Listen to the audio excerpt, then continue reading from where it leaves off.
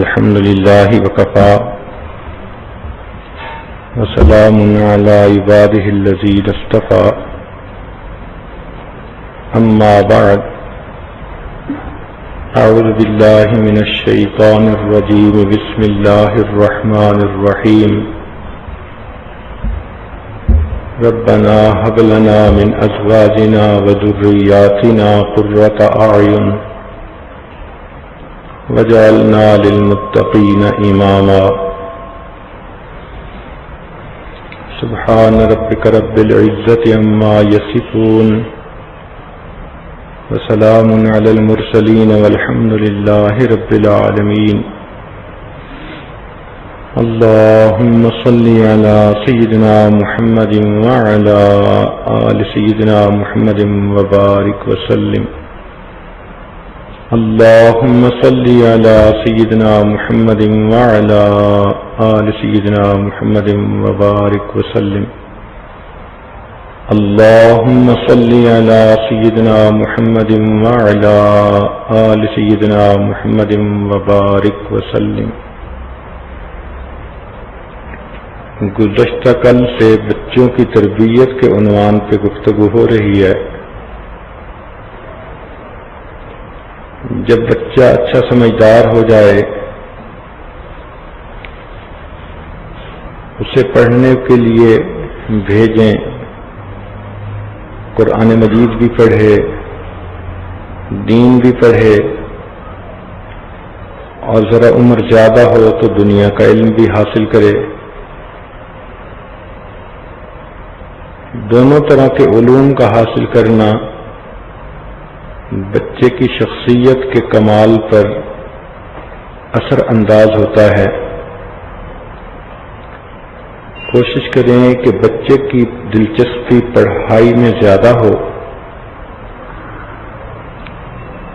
اس کے لیے والدہ کو بچوں کے ساتھ مل کر پڑھنا پڑھانا پڑتا ہے. روزانہ ان سے پوچھیں کہ اسکول مدرسے میں کیا پڑھایا گیا، پھر ہوم ورک کے معاملے میں ان کی مدد کریں. آپ یوں سمجھیں کہ آدھا بچے پڑھتے ہیں اور آدھا ان کی ماں پڑھتی ہے، تب جا کے کام مکمل ہوتا ہے. اور اگر ماں گھر کے دوسرے کاموں میں مصروف رہے اور بچوں سے پتہ بھی نہ کرے کہ وہ کیا پڑھ رہے ہیں یا نہیں پڑھ رہے، تو پھر بعض بچوں کی دلچسپی تعلیم کی بجائے کھیلوں میں زیادہ ہو جاتی ہے. دین اسلام نے بچوں کی تربیت کو اتنی اہمیت دی کہ عورت کے لیے اس کو زندگی کا مقصد بنا دیا. بعض عورتیں جو سوچتی ہیں کہ عورت کو گھر کی چار دیواری میں بند کر دیا گیا، ایسی بات نہیں ہے. گھر کی چار دیواری کے اندر اس کو اتنا اہم کام سونپا کہ اگر عورت کرے تو اسے سر کھجانے کی فرصت ہی نہیں ملتی. ایک ایک بچے کی تربیت اتنا اہم ہوتی ہے، تو اگر 2-4 بچے ہوں تو وہ ماں تو پھر 24 گھنٹے ہی فکر مند رہتی ہے. اسی تربیت کی وجہ سے اس کو ماں کا رتبہ ملا. اسی وجہ سے اللہ تعالیٰ نے اس کو یہ شان دی کہ اس کے قدموں میں اولاد کے لیے جنت کا وعدہ فرمایا. یہ عظمت ماں کو فقط بچے کے جننے پہ نہ ملی، بلکہ اس کو پھر دین سکھانا، نیک بنانا، ایسی ماں بن جانا، یہ اس کو اس پر اللہ تعالیٰ کی طرف سے انعام دیا گیا.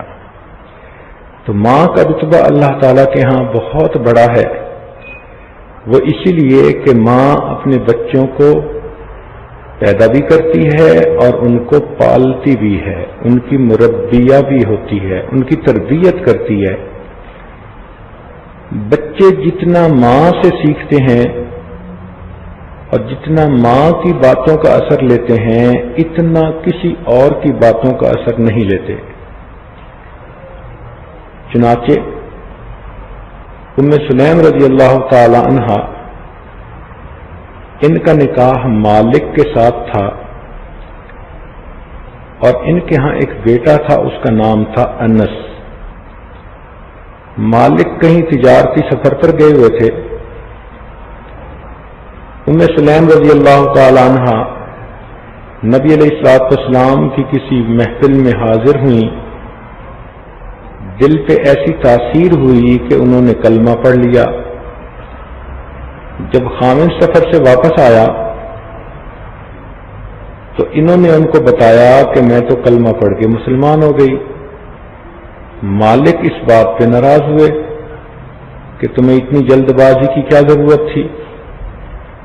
انہوں نے سمجھایا کہ میرے دل میں یہ بات آئی کہ ایسا نہ ہو کہ مجھے موت آ جائے اور میں سچ کو قبول کرنے سے پہلے دنیا سے چلی جاؤں، اس لیے میں نے اس کو قبول کر لیا۔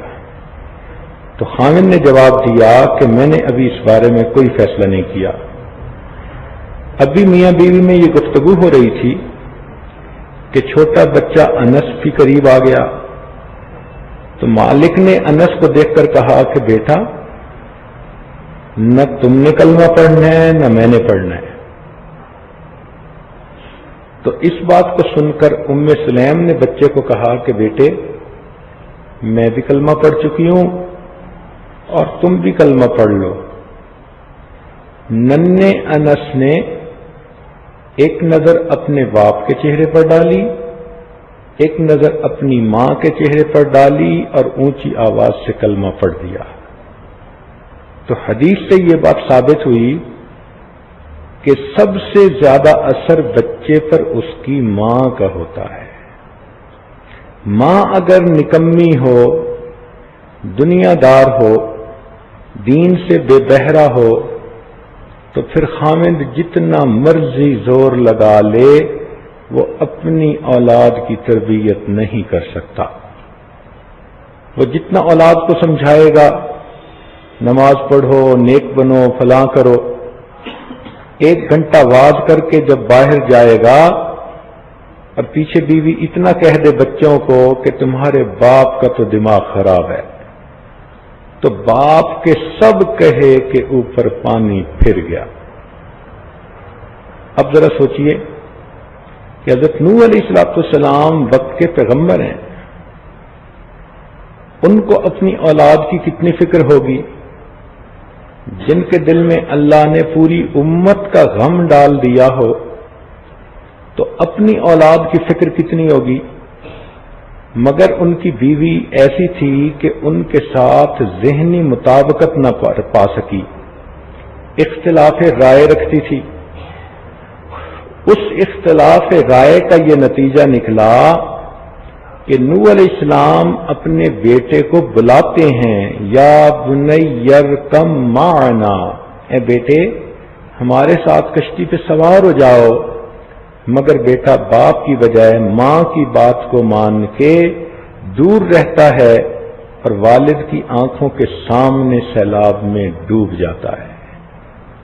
اسی لیے نبی علیہ السلام نے فرمایا کہ تم اگر شادی کرنا چاہو تو لوگ کرتے ہیں حسن و جمال کی وجہ سے، مال و منال کی وجہ سے، حسب نسب کی وجہ سے اور دین داری کی وجہ سے۔ تم اپنے لیے دین کی نسبت سے بیوی کو تلاش کرو۔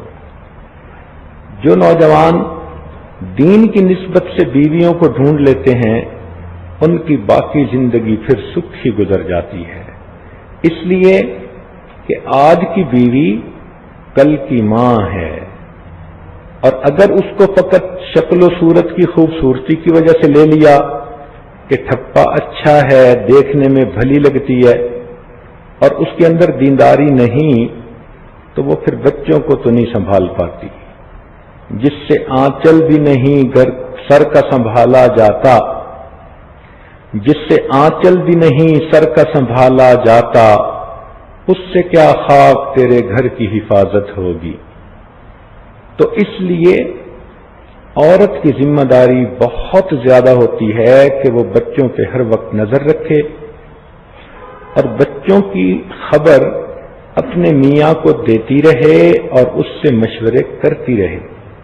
کئی جگہوں پر دیکھا کہ خاوند بچوں کو نیک بنانا چاہتے ہیں تو بیویاں بے توجہ ہی کرتی ہیں، خاوند کو صحیح رپورٹ نہیں دیتی، بچوں کے عیب چھپاتی ہیں، بلکہ بچوں کو خود کہتی ہیں کہ ابو کو نہ بتانا۔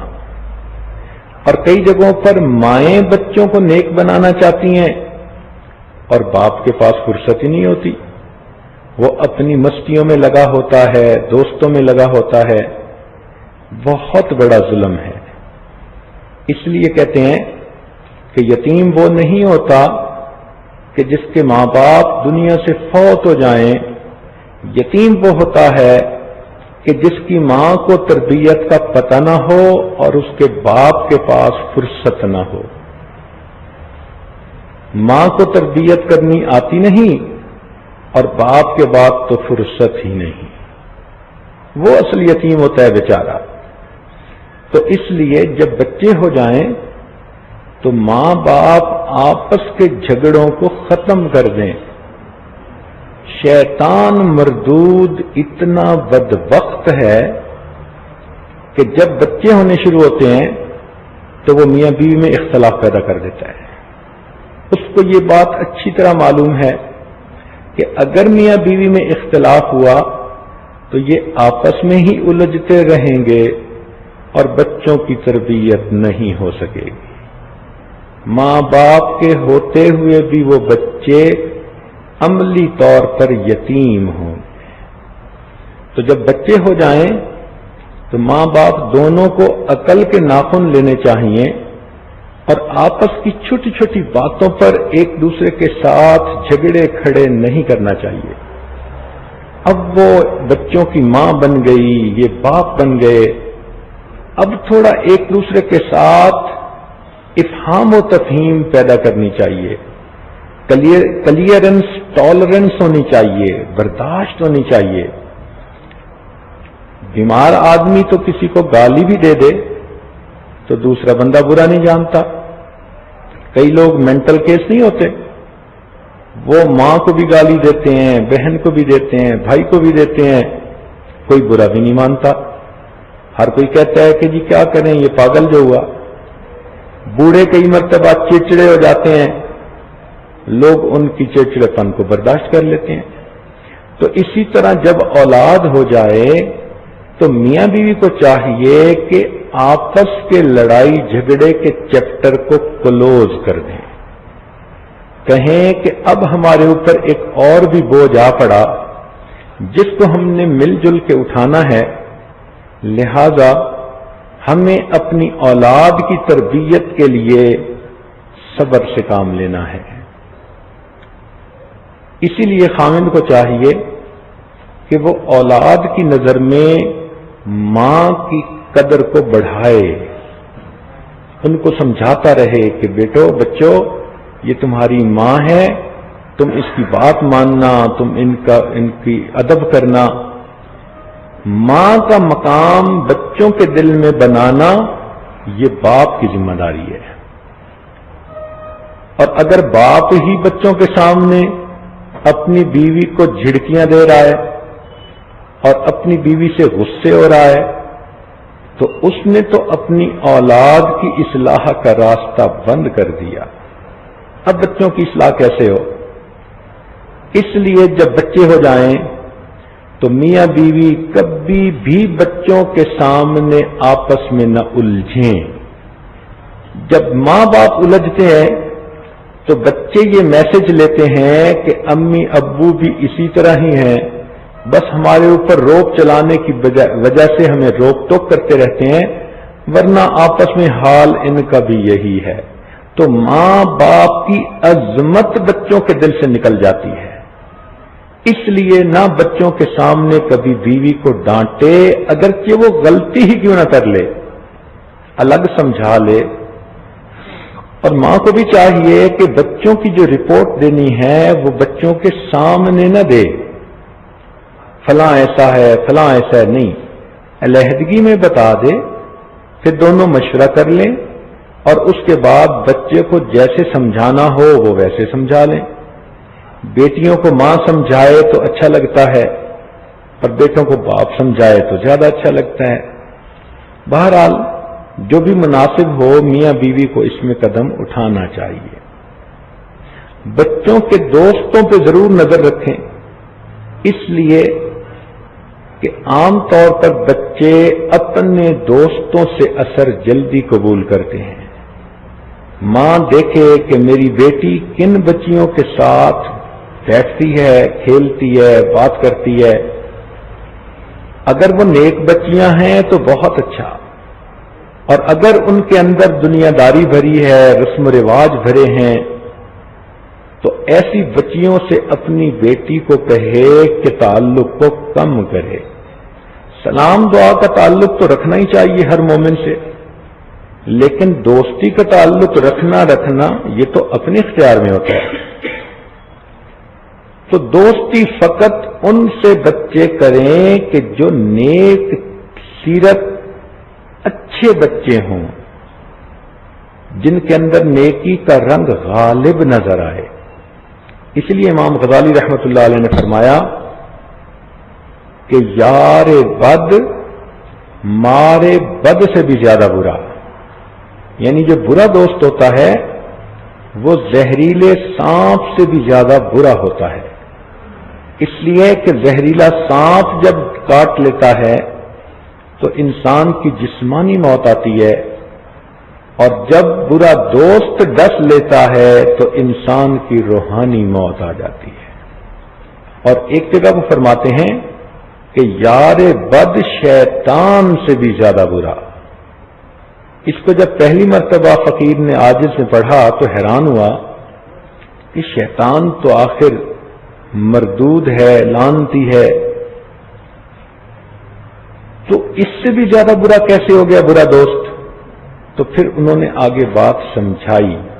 وہ فرماتے ہیں کہ برا دوست شیطان سے اس لیے زیادہ برا کہ شیطان انسان کے دل میں گناہ کے خیال ڈالتا ہے، وسوسے ڈالتا ہے، اس سے زیادہ تو کچھ نہیں کر سکتا۔ کرنا نہ کرنا تو بندے کے اپنے اختیار میں ہوتا ہے۔ تو شیطان کا کام گناہ کے وسوسے ڈالنا، مگر برا دوست گناہ کا خیال ہی دل میں نہیں ڈالتا، بلکہ ہاتھ پکڑ کے مجبور کر کے گناہ کا مرتکب کروا دیتا ہے۔ اس لیے برا دوست شیطان سے بھی زیادہ برا۔ تو ماں اس پر نظر رکھے کہ میری بچیاں کن بچیوں سے دوستی کر رہی ہیں، باپ نظر رکھے کہ میرے بیٹے کن بچوں کے ساتھ دوستی کر رہے ہیں، کیونکہ باہر بیٹا کیا کر رہا ہے یہ ماں تو نہیں جان سکتی، تو والد گرامی کو بھی اس کا خیال رکھنا پڑتا ہے۔ یہ نہیں ہوتا کہ بس اولاد پیدا ہو گئی اب ختم، اب تو کام شروع ہوا، اس کی تربیت کریں گے تو وہ صدقہ آخرت بنے گی۔ اولاد کا ہونا ایک خوشی ہوتی ہے، اولاد کا نیک ہونا اس سے بڑھ کر خوشی ہوتی ہے۔ بچوں کے اندر سچ بولنے کی عادت بچپن سے ڈالیں، ان کو صاف لفظوں میں یہ سمجھائیں کہ بچوں تمہاری ہر غلطی ہم قبول کر جائیں گے، لیکن تمہاری زبان سے جھوٹ کو ہم کبھی قبول نہیں کریں گے۔ لاؤڈ اینڈ کلیئر اس بات کو بچوں پر واضح کر دیں۔ نبی علیہ السلام نے ارشاد فرمایا مومن سب کچھ ہو سکتا ہے مگر مومن جھوٹا نہیں ہو سکتا۔ یاد رکھیں جھوٹ جتنا بھی تیز دوڑے سچ بالآخر اسے جا کر پکڑ لیتا۔ تو جھوٹ سے خود بھی نفرت کریں اور بچوں کو دل میں بھی جھوٹ کی نفرت پیدا کریں، حتیٰ کہ بچے کی طبیعت ایسی ہو کہ وہ غلطی بھی کر کے آیا تو وہ صاف بتا دے کہ غلطی کر دی، اور آپ اس کی غلطی کو معاف کر دیں کہ بچے نے سچ بولا ہے۔ جب بچے کو بات بات پہ آپ ڈانٹیں گی تو پھر بچے آپ کے سامنے غلطی کا اظہار کیسے کریں؟ اس کے لیے تو آپ کو بھی بڑا دل کرنا پڑے گا۔ ہر بات پہ نہیں ڈانٹا جاتا، غلطیاں بچے نہیں کریں گے تو کون کریں گے؟ انہوں نے کرنی ہوتی ہیں اور بڑوں نے معاف کرنا ہوتا ہے. تو ڈانٹ ڈپٹ ہو اصولی باتوں پر، تو سچ ایک اصولی چیز ہے. جس بچے میں جھوٹ بولنے کی عادت پیدا ہو گئی، اس میں دو رنگی کا بیج پڑ گیا، منافقت کا بیج پڑ گیا.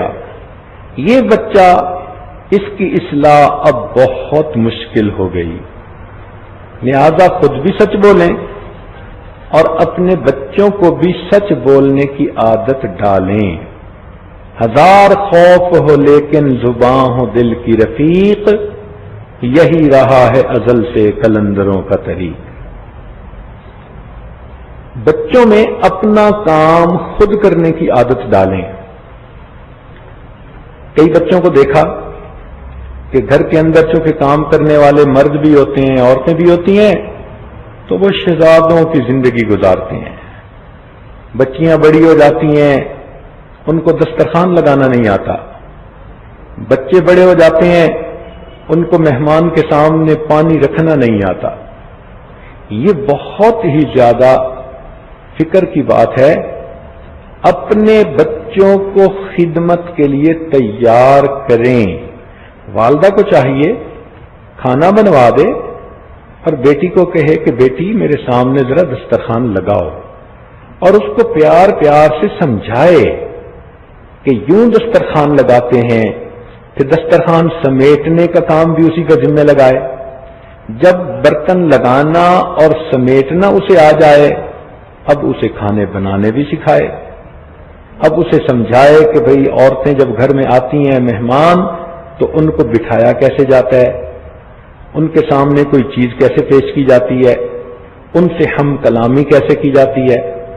تو یہ خدمت کی عادت بچوں میں بچپن سے ڈالیں، ورنہ کچھ بچے بچپن سے ہی ہڈ حرام بن جاتے ہیں، کام چور بن جاتے ہیں. اور یہ بچوں کا قصور نہیں ہوتا، یہ ان کی ماں یا ان کے باپ کا قصور ہوتا ہے. اگر اللہ نے پیسے دیے تو اس کا یہ مطلب نہیں کہ بچوں کو لولا لنگڑا بنا دیں. بچوں کو کام کی عادت ڈالیں. یہی ان کے لیے کل کو اچھے انسان بننے کا سبب ہوگا.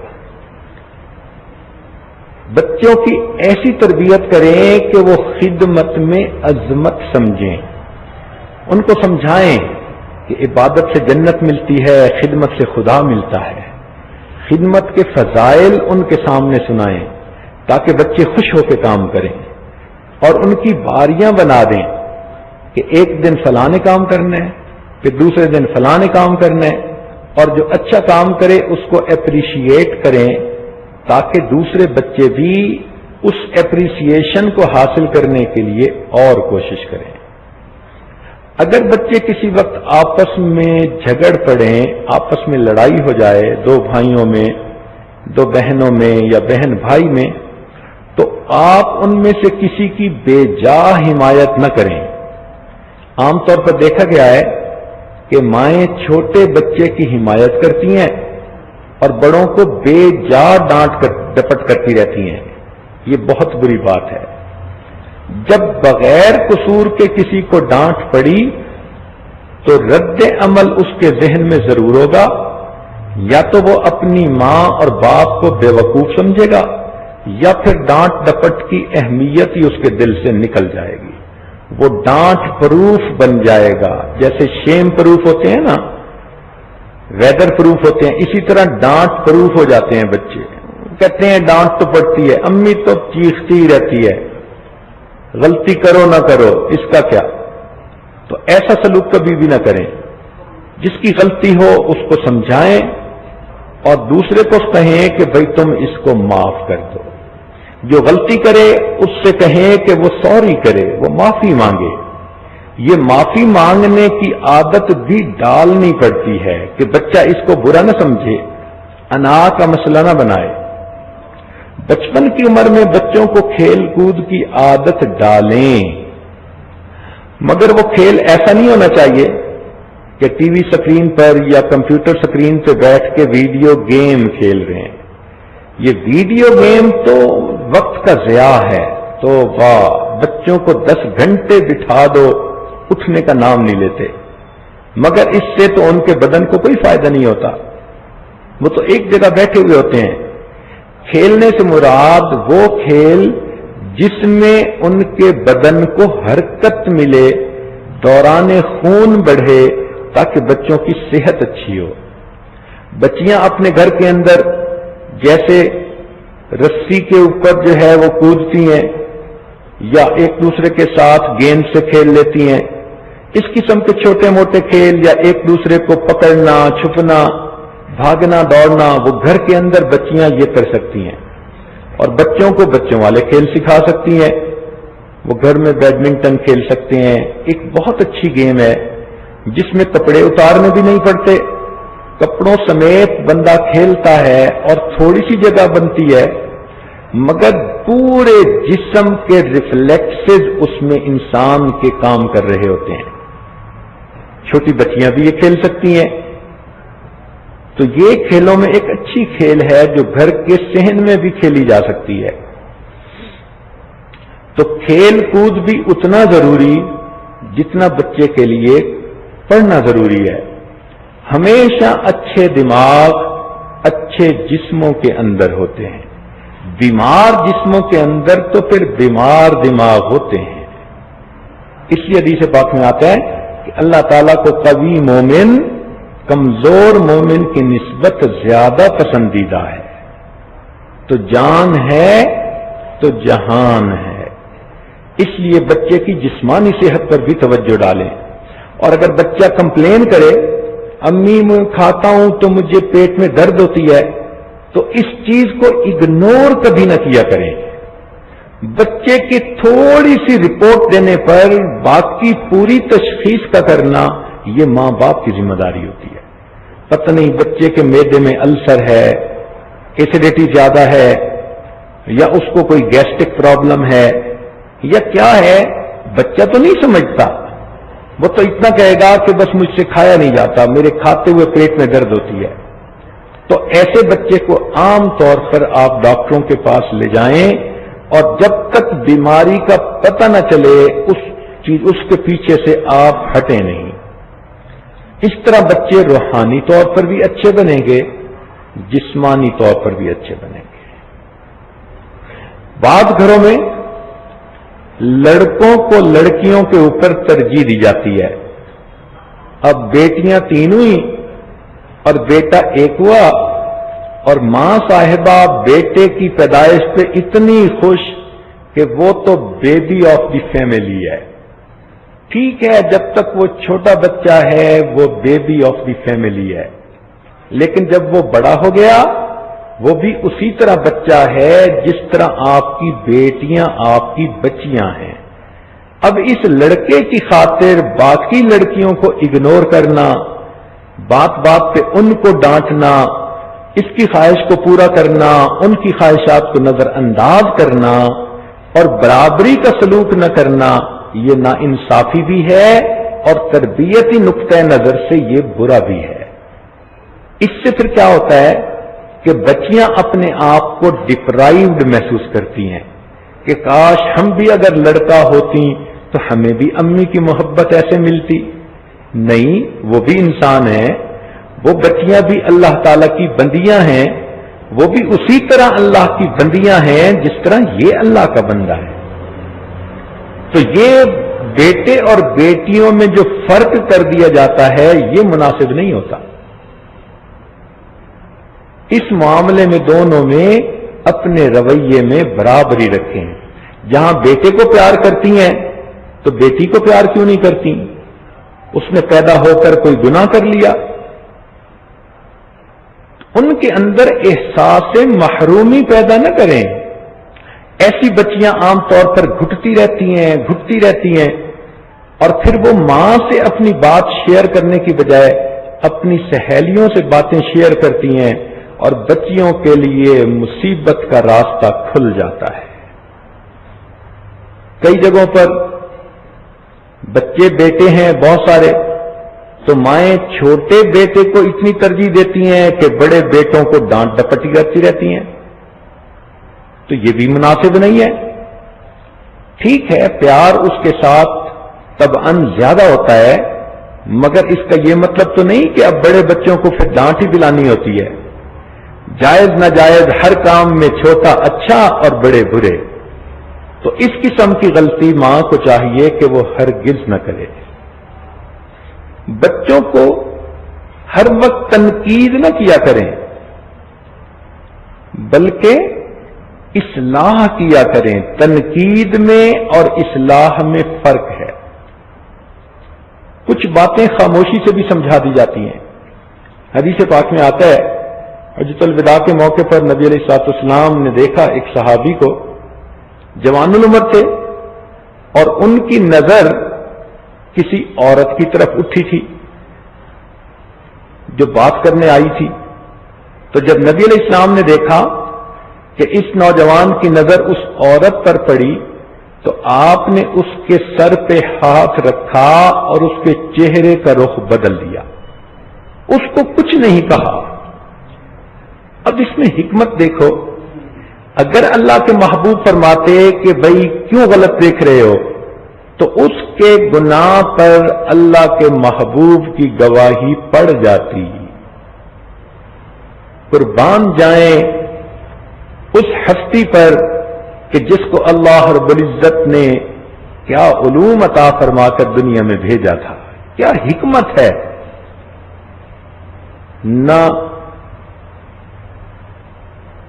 اس کو کہنا پڑا، نہ اس کو ملامت کرنی پڑی، فقط اس کے سر پہ ہاتھ رکھا اور چہرے کا رخ بدل دیا، اور وہ خود ہی سمجھ گئے کہ مجھ سے غلطی ہو گئی تھی. تو اس طرح ماں باپ کو بھی اپنے بچوں کی خاموش تربیت بھی کرنی پڑتی ہے. وہ کیسے کہ بچے نے کوئی غلطی کی تو بجائے اس کو بار بار ڈانٹ ڈپٹ کرنے کے، وہ کام خود اچھے طریقے سے کر کے دکھا دیں. ایک اصول کی بات یاد رکھیں کہ بچوں کو ناقدین کی ضرورت نہیں ہوتی، بچوں کو نمونوں کی ضرورت ہوتی ہے. بچوں کو کریٹکس کی ضرورت نہیں ہوتی، بچوں کو رول ماڈل کی ضرورت ہوتی ہے. تو ماں اپنے عمل سے رول ماڈل بنے، والد اپنے عمل سے رول ماڈل بنے، تو بچے خود بخود اپنے ماں باپ کے نقش قدم پر چلتے چلے جائیں گے. Children always copy their parents. بچے ہمیشہ اپنے ماں باپ کی کاپی کرتے ہیں. تو آپ اپنے آپ کو ایک مثال بنا کر، نمونہ بنا کر جب رہیں گی تو آپ کے بچے خود بخود آپ کی باتوں پر عمل کرتے جائیں گے. بچوں کو چھوٹا نہ سمجھیں. بعض مائیں یہ غلطی کر لیتی ہیں کہ جی ابھی تو چھوٹا ہے، بڑا ہو کے ٹھیک ہو جائے گا. یہ تو ایسی بات ہوئی کہ دیوار بننی شروع ہوئی اور شروع سے ہی ٹیڑھی تھی، اور بندہ کہے کوئی بات نہیں اونچی ہو کے سیدھی ہو جائے گی. بھائی جو دیوار شروع سے ٹیڑھی ہے، یہ جتنی اونچی ہوتی جائے گی ٹیڑھا پن بڑھتا چلا جائے گا. یہی اولاد کا معاملہ ہوتا ہے. تو اس لیے بچپن سے تربیت آسان ہوتی ہے. تو بچوں کی تربیت کے بارے میں فکر مند رہیں. اور تربیت فقط ڈانٹ ہی نہیں ہوتی، دکھ سے، غم سے، درد سے سمجھانا ہوتا ہے. اے بیٹے آپ اگر اس کام کو ایسا کرتے تو میرا دل کتنا خوش ہوتا. بیٹے میں تہجد میں آپ کے لیے دعائیں کرتی. ماں نے اگر پیار سے بچے کو یہ سمجھا دیا تو بچہ اپنی زندگی کے بڑے بڑے کاموں کو ٹھیک کر لیتا ہے. ماں کے نرم و نازک الفاظ بچے کے دل پر اتنا اثر ڈالتے ہیں کہ وہ اپنی زندگیوں کے فیصلے بدل لیا کرتے ہیں. تو اس لیے بچوں کو، اور اگر آپ دیکھیں کہ بچے کو سمجھاتی ہیں اور نہیں سمجھ رہا، پڑھائی کا شوق نہیں پیدا ہو رہا، کام کا شوق نہیں، تو پھر اللہ تعالیٰ سے بھی مانگیں، 2 رکعت نفل پڑھیں، اللہ تعالیٰ کے سامنے ہاتھ اٹھائیں. جب ماں اپنی طرف سے سب کوشش کر لیتی ہے اور پھر اللہ تعالیٰ کے سامنے ہاتھ اٹھاتی ہے تو انسانوں کے دل تو اللہ تعالیٰ کی دو انگلیوں کے درمیان ہیں، یقلبھا کیف یشاء، اللہ تعالیٰ جیسے چاہتے ہیں بدل دیتے ہیں، تو پھر ماں کی یہ دعائیں رنگ لایا کرتی ہیں۔ اس لیے قرآن مجید نے ہمیں دعا سکھائی کہ ہم یہ مانگا کریں، ربنا ہب لنا من ازواجنا وذریاتنا قرۃ اعین وجعلنا للمتقین اماما۔ چھوٹے بچے بھی چھوٹی عمر میں سیکھنا شروع کر دیتے ہیں۔ ہارون رشید کے دربار میں ایک بچے کو پیش کیا گیا جو قرآن پاک کا حافظ تھا۔ اس کے والد نے کہا کہ بیٹا قرآن سناؤ۔ وہ اتنا چھوٹا تھا، کہنے لگا ابو پہلے مجھے گڑ کی ڈلی لے کے دیں پھر سناؤں گا۔ تو والد نے کہا اچھا بیٹا میں تجھے گڑ لے دوں گا، تم سناؤ۔ چنانچہ اس بچے نے سنایا۔ بچے کی عمر اس وقت 5 سال تھی اور وہ قرآن مجید کا حافظ بن چکا تھا۔ معاذ اور معوذ کتنی چھوٹی عمر تھی بچوں کی۔ عبد الرحمن رضی اللہ عنہ ایک صحابی ہیں، وہ فرماتے ہیں کہ میں نے اپنے دائیں بائیں دیکھا میدان بدر میں کہ میرے ساتھ لڑنے والے مجاہد کون ہیں، تو میں نے 2 بچوں کو دیکھا۔ وہ بچے قریب ہوئے، پوچھنے لگے کہ چچا جان ابو جہل کون ہے؟ میں بچوں کو دیکھتا اتنے چھوٹے اور یہ پوچھ رہے ہیں کفار کے سرغنے کے بارے میں۔ تو میں نے پوچھا بچے کیوں؟ انہوں نے کہا کہ ہم نے سنا ہے وہ نبی علیہ الصلوۃ والسلام کی شان میں گستاخیاں کرتا ہے، ہم نے دل میں یہ فیصلہ کر لیا یا آج وہ سلامت واپس نہیں جائے گا یا پھر ہم اپنے گھروں کو نہیں جائیں گے۔ کہتے ہیں میں حیران ہو گیا ان کی بات سن کے۔ میں نے انہیں کہا دیکھو وہ جو سامنے لوہے میں ڈوبے ہوئے لوگ کھڑے ہیں نا، ان کے درمیان میں اونچی سواری پہ جو شخص ہے وہ ابو جہل ہے۔ کہنے لگے سنتے ہی جب جنگ شروع ہوئی تو وہ بچے بھاگے، اتنے چھوٹے تھے کہ کسی نے ان کا نوٹس بھی نہیں لیا، حتیٰ کہ وہ ابو جہل کے گھوڑے کے پاس گئے۔ اتنے چھوٹے تھے کہ ابو جہل پہ وار نہیں کر سکتے تھے، تو ایک بچے نے اس کے گھوڑے کی ٹانگ پہ وار کیا تو ابو جہل نیچے گرا، تو دوسرے بچے نے ابو جہل پہ وار کیا، وہ زخمی تو ہو گیا لیکن وہ بچہ اتنا چھوٹا تھا کہ ابو جہل کا گلا بھی نہیں کاٹ سکتا تھا۔ تو عبداللہ ابن مسعود اللہ عنہ صحابی جو فقیہ امت ہیں وہ فرماتے ہیں کہ میں آگے بڑھا اور ابو جہل کا گلا کاٹنے کی سعادت اللہ نے ان کو عطا فرمائی۔ اور فقہ حنفی میں حضرت عبداللہ ابن مسعود رضی اللہ عنہ کا علم ہی غالب ہے۔ اسی لیے ہر جگہ پر آپ دیکھیں گے کہ عبداللہ ابن مسعود کے اس فقہ پر وقت کے ابو جہل ہی بہت اعتراض کرتے ہیں۔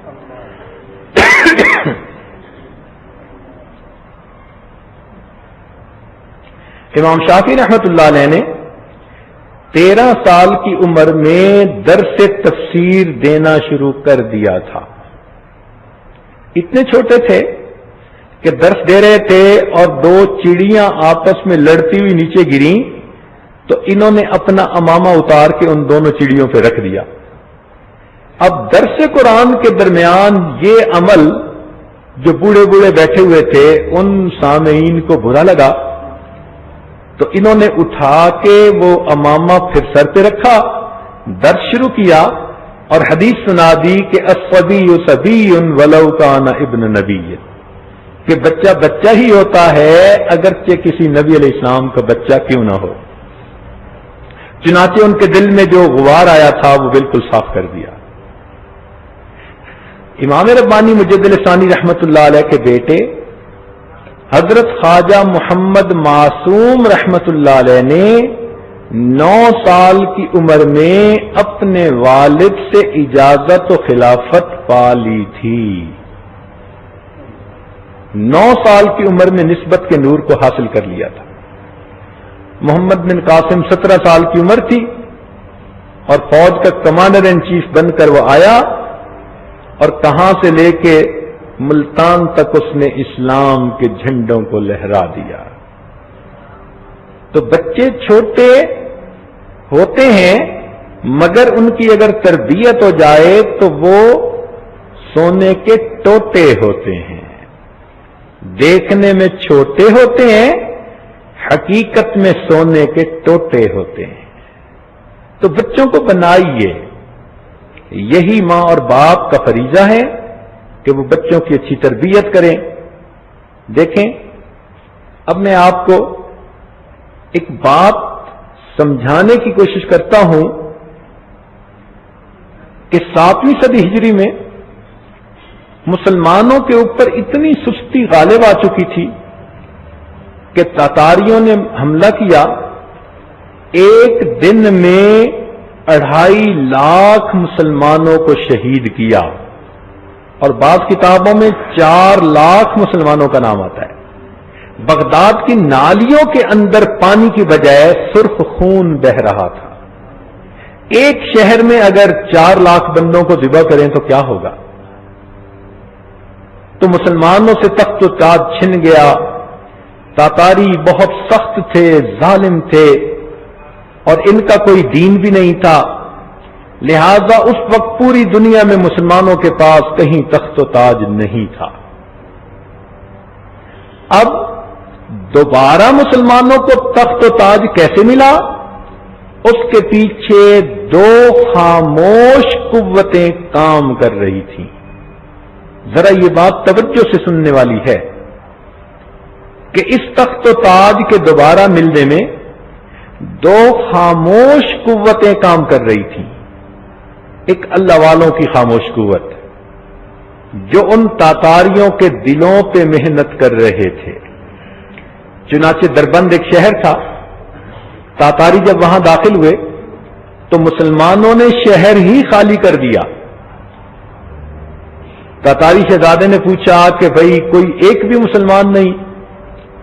تو اس کو رپورٹ دی گئی کہ ایک بوڑھا ہے اور ایک اس کے ساتھ اس کا خادم ہے، یہ دونوں ایک مسجد میں بیٹھے ہیں، یہ شہر میں موجود ہیں، باقی کوئی مسلمان موجود ہیں۔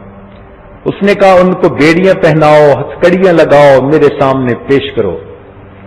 ان بزرگوں کا نام تھا احمد دربندی رحمت اللہ علیہ، وہ ہمارے سلسال یا نقشبندیہ کے بزرگ تھے۔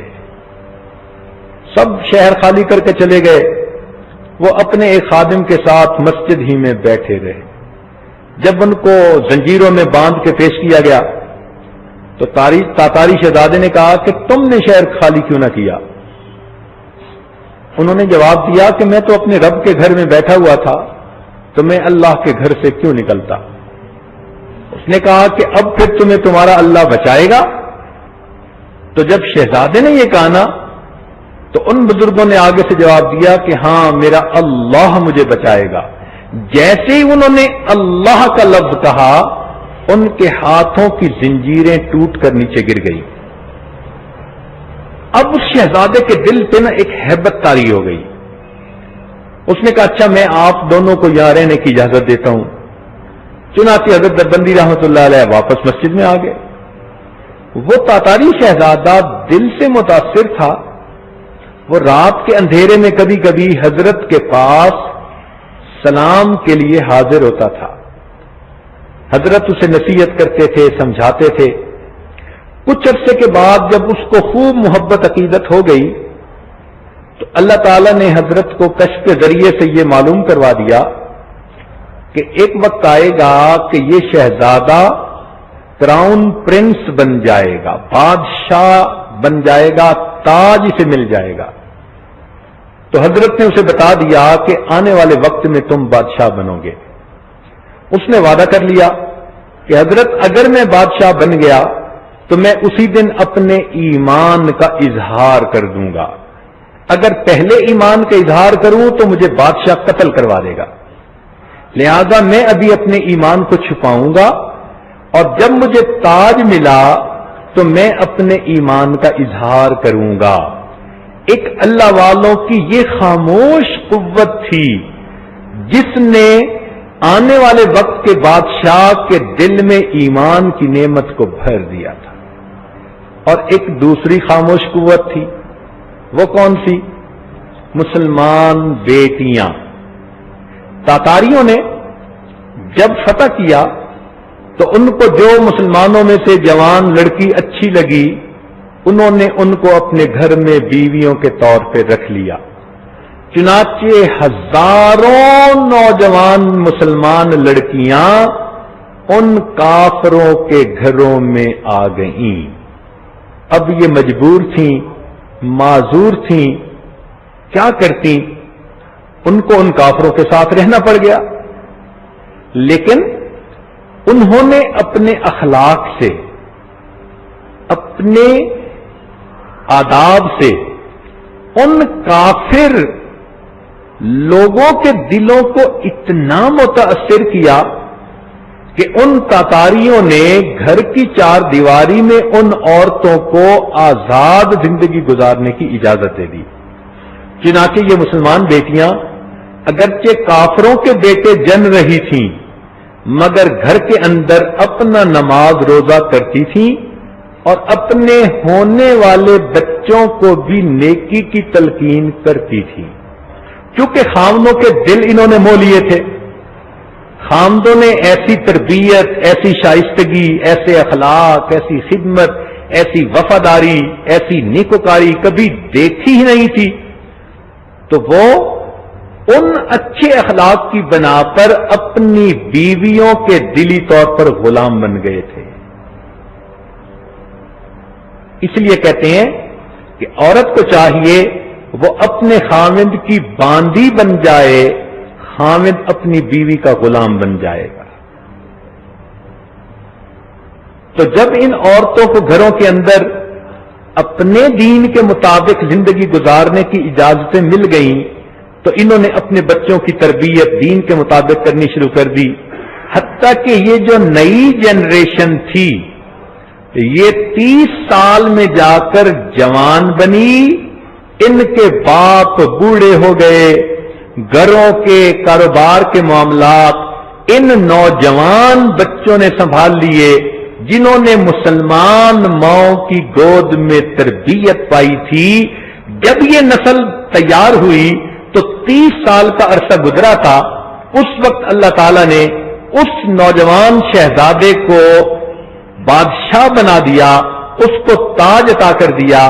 تو اس نے تاج حاصل ہوتے ہی اپنے ایمان کا اظہار کر دیا اور گھروں میں یہ نوجوان بچے تو پہلے ہی اس پیغام کو قبول ہونے کے لیے تیار تھے، لہذا اس کی بات کو پوری تاتاری قوم نے قبول کر لیا.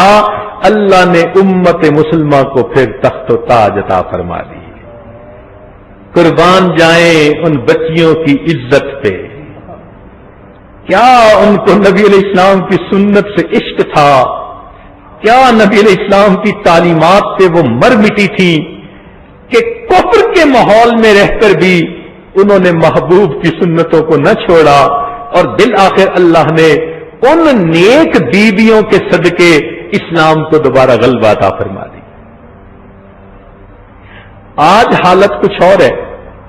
ہمارے گھروں میں مسلمان خاوند کے گھر میں مسلمان لڑکی ہوتی ہے مگر وہ ذہنی طور پر یہود و نصارہ کے طریقے کو اپنا چکی ہوتی ہے. اپنے مسلمان گھروں میں وہ بچوں کو سنت کی بجائے یہود و نصارہ کے طریقے پہ پال رہی ہوتی ہے. کتنا فرق ہے آج کی جوان بچیوں میں اور اس وقت کی جوان بچیاں. اس لیے یہ ذمہ داری بنتی ہے آج کل کی بچیوں کی کہ وہ اپنے بچوں کی دینی تربیت کریں اور اپنے گھر کو نبی علیہ الصلوۃ والسلام کی تعلیمات کا گلشن بنائیں. یاد رکھیں ہر طرف آج فسق و فجور کی آگ لگی ہوئی ہے، گناہوں کی ہر طرف فضا بنی ہوئی ہے. ایسے میں مسلمان بچیوں کو چاہیے کہ اپنے گھروں کو محبوب کی سنتوں کا گلشن بنائیں. دل میں یہ حسرت پیدا کریں کہ میں قیامت کے دن نبی علیہ السلام کے سامنے اس حال میں کھڑی کی جاؤں کہ یہ وہ عورت تھی جس نے گھر کے ماحول کو نیکی سے بھر دیا تھا، نور سے بھر دیا تھا، بچوں میں حیا پیدا کر دی تھی، اچھے اخلاق پیدا کر دیے تھے. اس کو قیامت کے دن اگر نبی علیہ السلام کے سامنے سرخروئی نصیب ہو گئی، یہ کتنی سعادت مند بچی ہوگی. اور ویسے بھی دستور کی بات ہے، جب آگ لگتی ہے تو مرد ہی نہیں بجھاتے، گھر کی عورتیں بھی آگ بجھانے میں ساتھ دیتی ہیں.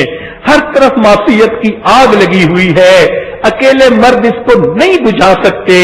اب عورتوں کو چاہیے اس معصیت کی آگ بجھانے میں وہ بھی اپنے گھر کے مردوں کا ساتھ دیں، مرد عورتوں کا ساتھ دیں، اور بچوں کو نیکی پہ لا کے، اپنے آپ کو نیکی پہ لا کے معصیت کی آگ کو اپنے گھروں سے ختم کر دے.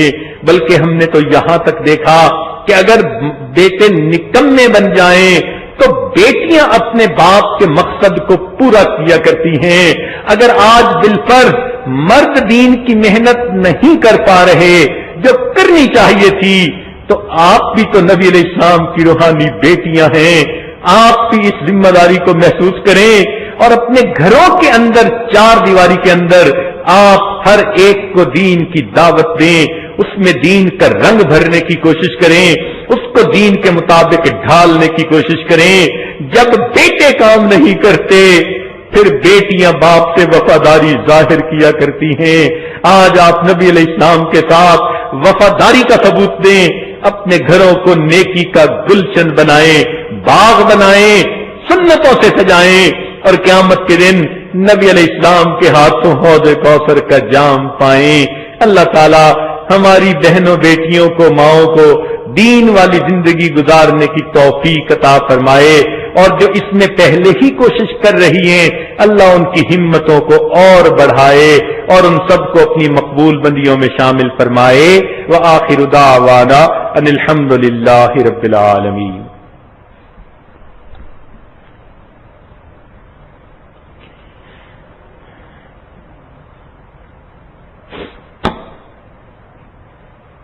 بعض مستورات کی طرف سے یہ پیغام متعدد بار ملا ہے کہ وہ بیعت ہونا چاہتی ہیں تو وطائب ہونا چاہتی ہیں، تو ابھی توبہ کے کلمات پڑھائے جائیں گے.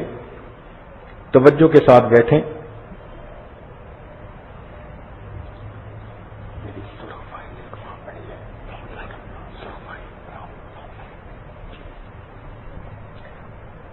دل میں یہ نیت کر لیں کہ ہم اس وقت اپنی زندگی کے پچھلے سب گناہوں سے سچی پکی توبہ کر رہی ہیں اور آئندہ نیکوکاری پرہیزگاری کی زندگی گزارنے کا دل میں نیت کر رہی ہیں.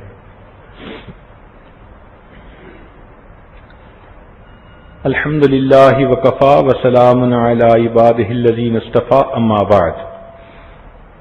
یہ کلمات پیچھے پیچھے پڑھتی جائیے سچے دل کے ساتھ. بسم اللہ الرحمن الرحیم. لا الہ الا اللہ محمد الرسول اللہ. آمنت باللہ وملائکتہ وکتبہ ورسلہ والیوم الآخر والقدر خیرہ وشرہ من اللہ تعالی والبعث بعد الموت. آمنت باللہ کما ہوا باسمائہ وصفاتہ وقبلت جمیع احکامہ اقرار باللسان وتصدیق بالقلب. اشہد ان لا الہ الا اللہ واشہد ان محمدا عبدہ ورسولہ. استغفر اللہ ربی من کل ذنب واتوب الیہ. استغفر اللہ ربی من کل ذنب واتوب الیہ. وصلی اللہ تعالی علی خیر خلقہ سیدنا محمد وعلى آلہ وأصحابه أجمعين برحمتك یا ارحم الراحمین۔ اب ان کلمات کو پڑھنے سے آپ تو بتائے ہو چکی ہیں، چند معمولات سن لیجئے۔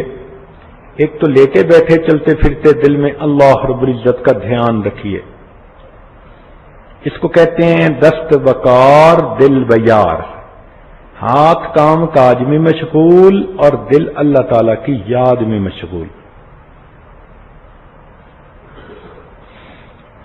اور دوسرا کام ہے کہ صبح شام جب نماز سے فارغ ہوں تو تھوڑی دیر کے لیے آنکھوں کو بند کر لیں، قبلہ رو ہو جائیں، باوضو ہو جائیں، یکسو ہو جائیں، یکرو ہو جائیں، ظاہر کی آنکھوں کو بند کر لیں اور من کی آنکھوں کو کھول لیں، اور یہ سوچیں کہ اللہ رب العزت کی رحمت آ رہی ہے، میرے دل میں سما رہی ہے، میرے دل کی ظلمت اور سیاہی دور ہو رہی ہے، اور میرا دل اللہ اللہ اللہ یہ بول رہا ہے۔ یعنی دل نے بولنا ہے اور آپ نے سننا ہے، سانس سے نہیں کہنا، زبان یعنی تصور میں اللہ اللہ پڑھنا نہیں، جسم کو حرکت دینی نہیں، ریلیکس ہو کے آرام کے ساتھ بیٹھنا ہے کہ جیسے دل کی ٹیپ بج رہی ہے، اللہ اللہ بول رہی ہے، اور آپ اپنی دل کی ٹیپ کو بیٹھی سن رہی ہیں۔ اس کو مراقبہ کہتے ہیں۔ جتنا زیادہ کریں گی اتنا جلدی اللہ تعالی کی محبت آپ کے دل میں بڑھے گی، جتنا گڑ اتنا میٹھا۔ تیسری چیز ہے درود شریف 100 مرتبہ صبح شام پڑھنا۔ اللہم صلی علی سیدنا محمد وعلی آل سیدنا محمد وبارک وسلم۔ ایسی محبت کے ساتھ پڑھنا کہ جیسے کوئی تحفہ اور ہدیہ ہم نبی علیہ السلام کی خدمت میں بھیج رہے ہیں۔ اسی کو کہا ہے بے مایا سہی لیکن شاید وہ بلا بھیجیں، بے مایا سہی لیکن شاید وہ بلا بھیجیں، بھیجی ہیں درودوں کی کچھ ہم نے بھی سوغاتیں، ہم نے بھی اپنے آقا کی خدمت میں درودوں کے تحفے بھیجے ہوئے ہیں، ممکن ہے آقا کی طرف سے اپنی باندی کے لیے حاضری کا پیغام آ جائے۔ 100 مرتبہ صبح اور شام استغفار، استغفر اللہ ربی من کل ذنب واتوب الیہ۔ اور قرآن مجید کی تلاوت ایک پارہ روزانہ کریں تو بہت اچھا، مشکل ہے تو آدھا پارہ کر لیں، مگر قرآن مجید روزانہ پڑھنے کی کوشش کریں۔ جن دنوں میں عورتوں نے نماز نہیں پڑھنی ہوتی ان دنوں میں وہ تلاوت بھی نہ کریں، بن کیے اجر اور ثواب اللہ ان کے نام اعمال میں لکھوا دیتے ہیں۔ اور آخری چیز ہے راوت شیخ۔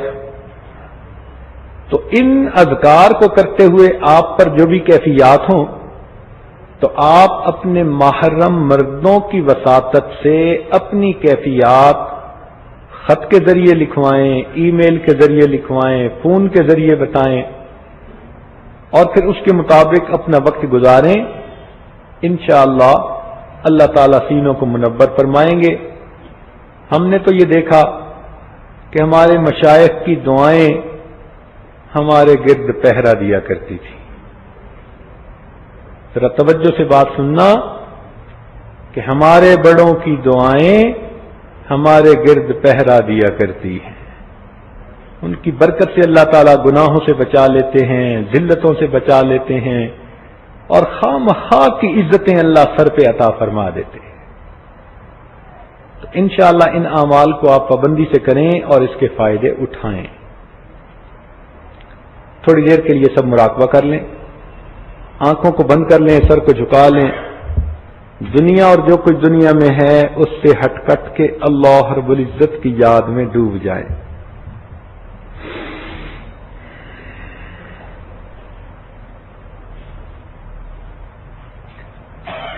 کیا معلوم رمضان مبارک کی یہ آخری گھڑیاں ہوں، تو اس میں اپنے اللہ کو منا لیجئے، اپنے گناہوں کو بخشوا لیجئے اور اپنے اچھے نصیب کے فیصلے کروا لیجئے۔ وقت کی اہمیت کا احساس رکھیں۔ کتنے لوگ تھے جو پچھلے رمضان میں زندہ تھے، آج زندہ نہیں ہیں؟ کتنے آج زندہ ہیں مگر آئندہ رمضان میں زندہ نہیں ہوں گے؟ تو اس رمضان کی اوقات کو غنیمت سمجھتے ہوئے خوب گڑ گڑا کر اللہ کو یاد کریں اور اللہ تعالی سے اپنے سب گناہوں کی سچی پکی معافی مانگیں۔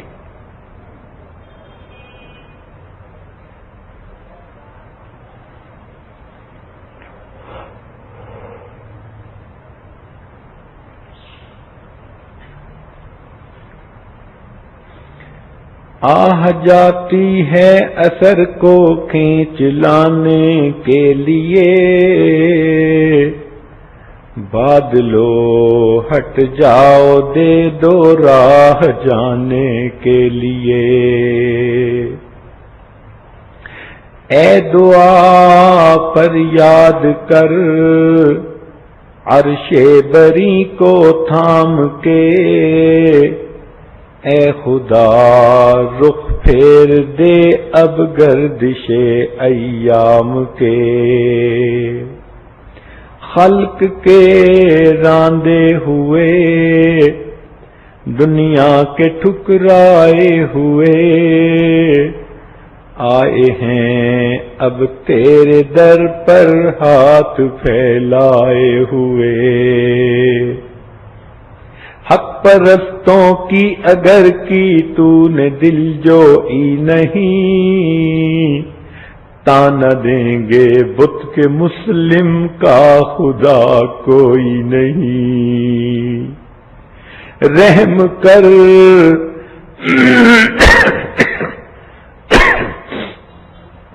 رحم کر اپنے نہ آئینے کرم کو بھول جا، ہم تجھے بھولے ہیں لیکن تو نہ ہم کو بھول جا۔ خار ہیں بدکار ہیں ڈوبے ہوئے ذلت میں ہیں، جو بھی ہیں آقا تیرے محبوب کی امت سے ہیں۔ لا الہ الا اللہ محمد الرسول اللہ۔ بہت ساری مسورات کے پیغام پر اس وقت اسماء الحسنہ کے ساتھ دعا کی جائے گی۔ قرآن مجید میں اللہ تعالیٰ فرماتے ہیں وَلِلَّهِ الْأَسْمَاءُ الْحُسْنَى فَادْعُوهُ بِهَا۔ اللہ تعالیٰ کے بہت پیارے پیارے نام ہیں، تم ان پیارے ناموں کی برکت سے مانگو، دعائیں کرو۔ اور ایک حدیث پاک میں آتا ہے کہ اللہ تعالیٰ کا ایک نام اسم اعظم ہے، اگر اس کی برکت سے دعا کر لی جائے تو دعائیں قبول ہو جاتی ہیں۔ تو ہم سارے کے سارے نام پڑھیں گے، اس میں اسم اعظم بھی آ جائے گا، لہذا قبولیت دعا کی زیادہ امید کی جا سکتی ہے۔ طریقہ اس کا یہ ہے کہ پہلے ہم اللہ تعالی کے نام پڑھ کر اس کو اس کی عظمتوں کا واسطہ دے کر اس کی رحمت کو جوش میں لائیں۔ جیسے بچہ امی امی کر کے روتا ہے تو ماں کے سینے میں دودھ اتر آتا ہے اور وہ بچے کو پلا دیتی ہے، اسی طرح ہم بھی اللہ اللہ اللہ پکار کر اپنے مولا کی رحمت کو جوش میں لائیں۔ فرشتے بھی کہہ اٹھیں کہ اللہ کی بندیاں اتنا بے قرار ہو کے اللہ کو پکار رہی ہیں۔ اللہ تعالیٰ بھی فرمائیں میری یہ بندیاں، میری یہ باندیاں آج یوں دامن پھیلا کے آنکھوں سے آنسو ندامت کے بہا کے مجھے پکار رہی ہیں میں اپنی بندیوں کی باتوں کو، دعاؤں کو قبول کرتا ہوں۔ تو طریقہ یہ ہوگا کہ یہ عاجز نام پڑھے گا، مثلا یا رحمان یا اللہ، تو آپ اس کو تسلی کے ساتھ سنیں۔ جب سن لیں تو پھر اللہ تعالی کی محبت کے ساتھ یوں کہیں یا اللہ، جیسے کسی کو کوئی پکارتا ہے نا، یا بچہ امی امی کہتا ہے، اسی محبت کے ساتھ آج ہم اللہ اللہ پکاریں اپنے رب کو۔ تو یہ عاجز مختلف نام پڑھتا جائے گا اور آپ سب کی سب پھر یک زبان ہو کر یا اللہ بس یہی کہتی رہیں گی۔ ہر نام کو سن کے اس کے بعد کہیں گی یا اللہ، اور اس کو کہتے ہوئے گرد و پیش کا بالکل خیال نہ رکھیں کہ کون میرے قریب بیٹھی ہے، کون سن رہی ہے، نہیں۔ جب بچہ روتا ہے تو وہ لحاظ کرتا ہے کہ اس کے قریب کون ہے جو اس کو روتا دیکھ رہا ہے، اس کو ذرا پرواہ نہیں ہوتی پڑوسن ہے یا کوئی مہمان ہے یا کوئی چھوٹا ہے بڑا ہے۔ جب وہ روتا ہے تو ایسا تڑپ کے روتا ہے، اس کو کسی گرد والے کی پرواہ نہیں ہوتی۔ ہم بھی آج اپنے گناہوں کی ندامت میں شرمندہ ہو کر اور اپنے اللہ کی محبت میں ڈوب کر ایسا تڑپ کے اپنے رب کو پکاریں کہ ہمیں بھی ارد گرد کا پرواہ نہ ہو، لحاظ نہ ہو۔ لہذا یہ عاجز ابھی دعا شروع کرے گا، تو جب نام پڑھے گا تو آپ سب نے یا اللہ بس یہی کہتے رہنے ہیں ہر نام کو سننے کے بعد۔ دعا کر لیجئے۔ سبحان ربی العلی الوہاب، اللہم صلی علی سیدنا محمد وعلی آل سیدنا محمد وبارک وسلم۔ ربنا ظلمنا انفسنا وإن لم تغفر لنا وترحمنا لنكونن من الخاسرين۔ ربنا آتنا في الدنيا حسنة وفي الآخرة حسنة وقنا عذاب النار۔ یا رحمان یا اللہ، یا رحیم یا اللہ، الملک یا اللہ، القدوس یا اللہ، السلام یا اللہ، المؤمن یا اللہ، المہیمن یا اللہ، العزیز یا اللہ، الجبار یا اللہ، المتکبر یا اللہ، الخالق یا اللہ، البارئ یا اللہ، المصور یا اللہ، الغفار یا اللہ، القہار یا اللہ، الوہاب یا اللہ، الرزاق یا اللہ، الفتاح یا اللہ، العلیم یا اللہ، القابض یا اللہ، الباسط یا اللہ، الخافض یا اللہ، الرافع یا اللہ، المعز یا اللہ، المذل یا اللہ، السمیع یا اللہ، البصیر یا اللہ، الحکم یا اللہ، العدل یا اللہ، اللطیف یا اللہ، الخبیر یا اللہ، الحلیم یا اللہ، العظیم یا اللہ، الغفور یا اللہ، الشکور یا اللہ، العلی یا اللہ، الکبیر یا اللہ، الحفیظ یا اللہ، المقیت یا اللہ، الحسیب یا اللہ،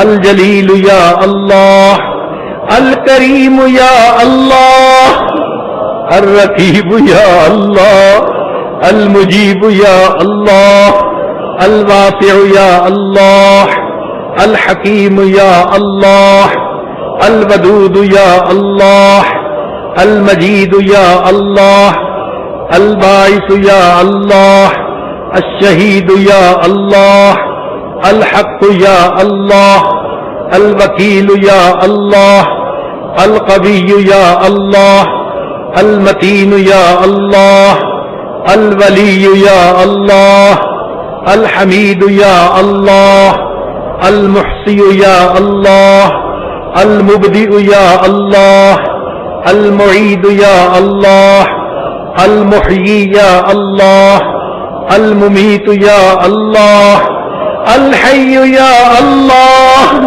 القیوم یا اللہ، الواجد یا اللہ، الماجد یا اللہ، الواحد یا اللہ، الاحد یا اللہ، الصمد یا اللہ، القادر یا اللہ، المقتدر یا اللہ، المقدم یا اللہ، المؤخر یا اللہ، الاول یا اللہ، الآخر یا اللہ، الظاہر یا اللہ، الباطن یا اللہ، الوالی یا اللہ، المتعالی یا اللہ، البر یا اللہ، التواب یا اللہ، المنتقم یا اللہ، العفو یا اللہ، الرؤوف یا اللہ، مالک الملک یا اللہ، ذو الجلال والاکرام یا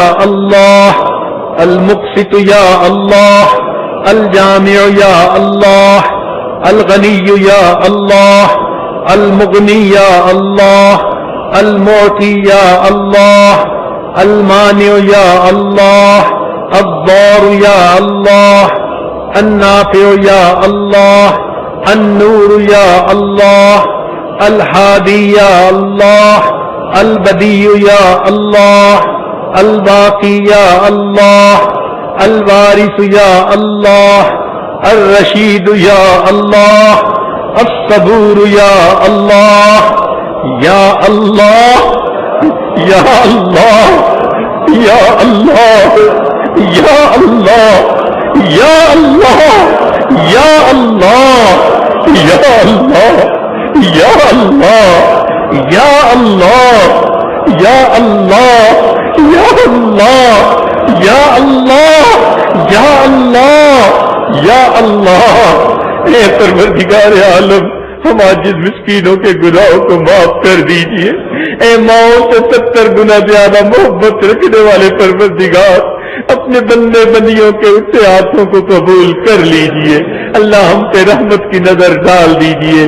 آج ہمیں جہنم کی آگ سے چھٹکارا عطا کر دیجئے۔ اللہ ہماری بگڑی بنا دیجئے، ہماری جسمانی بیماریاں دور کیجئے، روحانی بیماریاں دور کیجئے۔ اللہ اپنی رحمتوں سے وافر حصہ عطا فرما دیجئے۔ رب کریم آج ہمیں محبت کی نظر سے دیکھ لیجئے۔ آپ کے بندے اللہ آپ کے گھر میں اعتکاف بیٹھے دامن پکڑ کے بیٹھے رہے۔ میرے مولا اپنے در کے منگتوں کو، اپنے در کے سائل کو، اپنی چوکھٹ کے پکڑ کے بیٹھنے والوں کو ایک محبت کی نظر دیکھ لیجئے۔ اللہ گناہ معاف فرما دیجئے۔ اے اللہ کوئی منظر سے نکل کے جہنم میں جائے اس پہ حسرت نہیں، حسرت تو اس پہ ہے جو مسجد میں ٹھکانہ کر کے بیٹھا رہا، پھر توبہ قبول نہ ہوئی اور مسجد سے نکل کے جہنم میں ڈال دیا گیا۔ اللہ مہربانی فرما دیجئے، رحمت کا معاملہ فرمائیے، اللہ بخشش فرما دیجئے۔ اللہ اعتکاف والوں کے اعتکاف قبول کر لیجئے۔ اے اللہ مستورات نے نمازیں پڑھی قبول کیجئے، تراویح پڑھی قبول کیجئے، تلاوت کی قبول کیجئے، گھر میں خدمتیں کی قبول کیجئے۔ اللہ رحمتوں کا معاملہ فرمائیے۔ اے اللہ کتنی مستورات ہیں جنہوں نے مہمانوں کے لیے گھروں میں کھانے بنائے، اللہ کتنی اچھی دعوتیں ہر روز کی۔ اے اللہ اس پر ان کو اپنی شان کے مطابق اجر عطا فرما دیجئے۔ اے اللہ جو آپ کی بندیاں آپ کے بندوں کی افطاریوں کے لیے، سحریوں کے لیے آگ کے سامنے کھڑی رہی، اللہ ان کو جہنم کی آگ میں نہ جلائیے گا، اللہ ان کو جہنم کی آگ سے بچا لیجیے گا۔ اللہ جنہوں نے آپ کے مہمانوں کے سامنے دسترخوان لگوائے، اللہ قیامت کے دن ان کو بھوکا نہ رکھیے گا، ان کو پیاسا نہ رکھیے گا۔ اللہ رحمت فرما دیجئے۔ اے اللہ جتنی مستورات نے بھی کوششیں کی، خدمت میں حصے لیے، اللہ مثال ہی بنا دی انہوں نے، اللہ سب کی امیدوں سے بڑھ کر ان کو اجر عطا کر دیجئے۔ ان سب گھروں میں الفتیں عطا کیجئے، محبتیں عطا فرمائیے، رزق کی پریشانیاں دور کیجئے، اولاد کے غم دور کر دیجئے۔ اللہ اپنی رحمتوں سے واقف حصہ عطا فرمائیے۔ اللہ آج آپ کی بدیاں آپ کے سامنے حاضر ہیں، میرے مولا ان کی ہلکے ہاتھوں کو قبول فرما لیجئے. میرے مولا ہم نے دنیا داروں کو دیکھا، کسی گھر کے عورتیں اگر چل کے آ جائیں تو لوگ تو قتل کے مقدمے بھی معاف کر دیتے ہیں. میرے مولا یہ آپ کی بندیاں چل کے آپ کے در پہ آئی بیٹھی ہے، معافی مانگتی ہے، دعوت پھیلائے بیٹھی ہے. اے اللہ مہربانی فرما دیجئے، ان کے اٹھے آپ قبول کر لیجئے. اے اللہ یہ اپنے دل کے غم کس کو جا کر بتائیں، دل کے روگ کس کے سامنے کھولیں؟ آپ سینوں کے بھید جاننے والے ہیں. اللہ ان کے دل کی پریشانیاں دور کر دیجئے، ان کی نیک امیدوں کو پورا کر دیجئے. میرے مولا ہم نے اپنے بڑوں سے یہ بات سنی ہے، اگر باپ اپنے گھر میں کوئی چیز لائے، بیٹے بھی ہو اور بیٹیاں بھی ہو، تو وہ بیٹیوں کو پہلے دے. اس عزت کی وجہ سے جو آپ نے بیٹی کو عطا کی، اللہ ہم مردوں کو اگر حکم ہے ہم بیٹیوں کو مقدم کریں تو اے اللہ یہ آپ کی بندیاں آپ کے سامنے دامن پھیلائے بیٹھی ہیں. اللہ ان کو مغفرت میں مقدم فرما لیجئے، رحمت میں مقدم فرما لیجئے، ان کے دامن بھر دیجئے اور ان کی برکت سے اللہ ہم گنہگاروں کی بھی بخشش فرما دیجئے. اللہ رحمت فرمائیے. اے اللہ جو بے اولاد ہیں ان کو نیک اولاد عطا فرما دیجئے، جو صاحب اولاد ہیں ان کی اولادوں کو نیکوکار بنا دیجئے، فرما بردار بنا دیجئے، ماں باپ کی آنکھوں کی ٹھنڈک بنا دیجئے. جو جوان العمر بچیاں ہیں ان کی اچھی تربیت فرمائیے اور ان کو زندگی میں نیک اور قدردان لوگوں کا ساتھ عطا فرمائیے، ان کے نصیب اچھے کر دیجئے.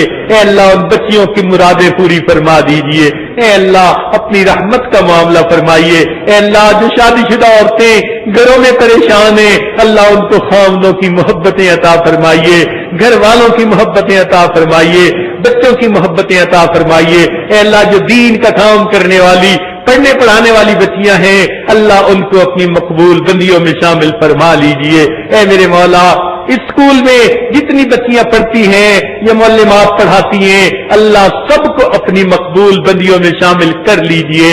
اور اے اللہ اسکول کے مختلف انتظامیہ نے جتنا اچھا تعاون کیا اس کے بدلے اللہ ان کو اپنی رضا عطا فرما دیجئے. اے اللہ ہماری ان محفلوں میں جن لوگوں نے بھی دامے گرہمے سکنے قدمے جس طرح سے بھی حصہ لیا، ان کو اللہ ان کی امیدوں سے بڑھ کر اجر عطا فرما دیجئے. اے اللہ اس پورے شہر کے مسلمانوں پر اپنی خصوصی رحمتیں عطا فرما دیجئے. میرے مولا جو مسلمان نہیں ہیں ان کو ہدایت عطا فرما دیجئے. رب کریم ہماری ان دعاؤں کو قبول فرمائیے. جو مانگا وہ بھی عطا فرما، جو مانگنا چاہیے تھا نہیں مانگ سکے وہ بھی عطا فرما. اے اللہ آخری عشرے کے آخری لمحات ہیں، ہماری جہنم سے ہمیں بری فرما، جہنم کی آگ سے چھٹکارا عطا فرما. رب کریم ہمارے اعمال کو قبول فرما اور اے اللہ اپنی شان کے برابر اجر عطا فرما. اے اللہ دنیا میں فقیر بڑے دروازے کو دیکھتا ہے تو اونچی صدا لگاتا ہے، یقین ہوتا ہے میں اس دروازے پہ خالی نہیں جاؤں گا. اے اللہ ہم تو سب سے بڑے دروازے پہ آج بیٹھے ہیں. میرے مولا ہم بھی آپ سے آپ کی شان کے مطابق مانگتے ہیں، اللہ عطا فرما دیجئے. اے اللہ ہمیں ایسا بنا دیجئے کہ ہم آپ کو پسند آ جائیں. اے اللہ ہم چاہیں نہ چاہیں پیشانی کے بالوں سے پکڑ کے آپ ہمیں نیک بنا دیجئے، نیکی کے رستے پہ چلا دیجئے. اللہ ہماری قیامت تک آنے والی نسلوں کے ایمان کی حفاظت فرما دیجئے. اللہ اولاد کے غموں سے محفوظ فرما، اولاد کے دکھوں سے محفوظ فرما، اولاد کی پریشانیوں سے محفوظ فرما. اے اللہ کتنی عورتیں ان پروگراموں کے لیے دور دور سے کاروں میں آتی رہی یا قریب سے پیدل آتی رہی، بھاگ بھاگ کے آتی رہی. اللہ ان کوششوں کے بدلے قیامت کے دن ان کو جنت میں داخلہ نصیب فرما دیجئے، ان کو عرش کا سایہ عطا فرما دیجئے، اپنے محبوب کے قدموں میں جگہ نصیب فرما دیجئے. رب کریم ہماری ان دعاؤں کو قبول فرمائیے. اے اللہ مدارس عربیہ کی حفاظت فرما، دعوت و تبلیغ کے کام کی حفاظت فرما. اے اللہ اپنی رحمت سے جہاں اللہ لوتی ہے ان خانقاہوں کی حفاظت فرما، اقامت دین کی کوششوں کی حفاظت فرما. جنہوں نے دعاؤں کے پیغام بھیجے، خط لکھ کے فون کیے، یہ جن کے ہم پر حقوق آتے ہیں، اللہ ان سب کو ان نیک دعاؤں میں حصہ نصیب فرما. ہمارے والدین عزیز اقارب مشائخ جو فوت ہو چکے ان کی مغفرت فرما، اور جن کی مغفرت آپ نے کر دی قرب کے اعلیٰ درجات عطا فرما۔ میرے مولا آخری وقت میں ہمیں کلمے کے ساتھ موت نصیب فرما، اور قیامت کے دن اپنے سامنے عزتوں کے ساتھ کھڑا ہونا نصیب فرما۔ جو مانگا وہ بھی عطا فرما، جو مانگنا چاہیے تھا اللہ ہم نہیں مانگ پائے ہمیں وہ بھی عطا فرما۔ صلی اللہ تعالی علی حبیبہ سیدنا محمد و آلہ و اصحابہ اجمعین برحمتک یا ارحم الراحمین۔